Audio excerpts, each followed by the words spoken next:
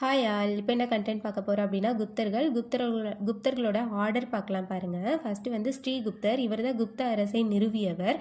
இவரோட மகன் வந்து கடோத்கஜர். இவங்க ரெண்டு பேரையும் மகாராஜா அப்படின்னு சொல்லியிருப்பாங்க. இவங்க ரெண்டு பேரும் பெருசாக ஒன்றும் வேறு நாட்டை தன்னோட நாட்டோட இணைச்சிருக்க மாட்டாங்க, போர் புரிஞ்சிருக்க மாட்டாங்க. அவங்க அரசை மட்டும் ஆட்சி புரிஞ்சுட்டு அப்படியே இருந்திருப்பாங்க. அதுக்கடுத்து வந்தவர் வந்து சந்திரகுப்தர், அதாவது முதலாம் சந்திரகுப்தர். ஓகேங்களா? ஏன் வந்து முதலாம் இரண்டாம் அப்படின்னு சொல்கிறோன்னா அவங்க பேரை டிஃப்ரென்ஷியேட் பண்ணி காமிக்கிறதுக்காக.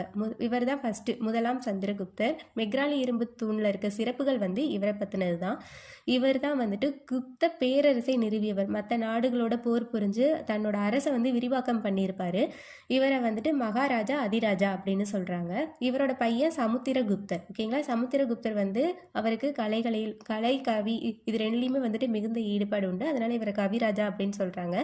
V.O. ஸ்மித் என்ன பண்ணியிருப்பாருன்னா இவரை இந்திய நெப்போலியன் அப்படின்னு சொல்லியிருப்பாரு. V.A. ஸ்மித் என்ன சொல்லியிருப்பாரு? இந்தியாவை இனங்களின் அருங்காட்சியகம்னு சொல்லியிருப்பாங்க. டிஃப்ரென்ஷியேட் பண்ணி பார்த்துக்கோங்க. இவரோட பையன் யாருன்னா இவரையும் சந்திரகுப்தர் அப்படின்னு தான் சொல்லியிருப்பாங்க. அதனால இவரை வந்து இரண்டாம் சந்திரகுப்தர் அப்படின்னு சொல்கிறோம். இவர் தான் வந்துட்டு இவரோட தாத்தாவை பற்றின சிறப்புகளை தான் சொல்லுது. எது? மெக்ராலி இரும்புத்தூண். ஓகேங்களா? ஆனால் அதை கட்டினது வந்து இவர் தான். இவரை வந்து விக்ரமாதித்யர், சாகரி அப்படின்னு இன்னும் நிறைய பட்ட பேரோட சொல்கிறோம். இவர் வந்துட்டு குப்த பேரரசின் மிக திறமையான அரசர். சமுத்திரகுப்தர் வந்துட்டு தலை சிறந்த அரசர். சந்திரகுப்தர் வந்து குப்த பேரரசை நிறுவியவர். ஓகேங்களா?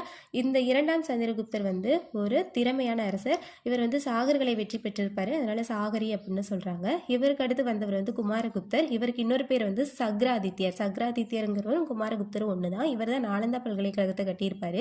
இவருக்கு அடுத்து வந்தவர் ஸ்கந்தகுப்தர். இவர் வந்து ஹூணர்களோட போரிட்டிருப்பார். இவருக்கு அடுத்து வந்தவர் பாலாதித்யர் முதலாம் நரசிம்மகுப்தர் அப்படிங்கிற பேரில் தான் வந்து அரியணை ஏறி இருப்பார். ஓகேங்களா?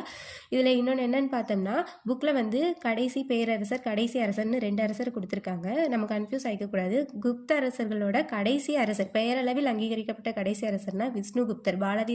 பாலாதித்யருக்கு அப்புறம் வந்திருப்பார். அவருக்கு முன்னாடி வந்து பாலாதித்யரை கடைசி பேரரசர் அப்படின்னு சொல்லுவாங்க. ஓகேங்களா? இந்த கண்டென்ட் உங்களுக்கு பிடிச்சிருக்கும்னு நினைக்கிறேன். இதே மாதிரி நிறைய கண்டென்ட் பார்க்க என்னோட இந்த சேனலை சப்ஸ்கிரைப் பண்ணுங்கள். தேங்க்யூ.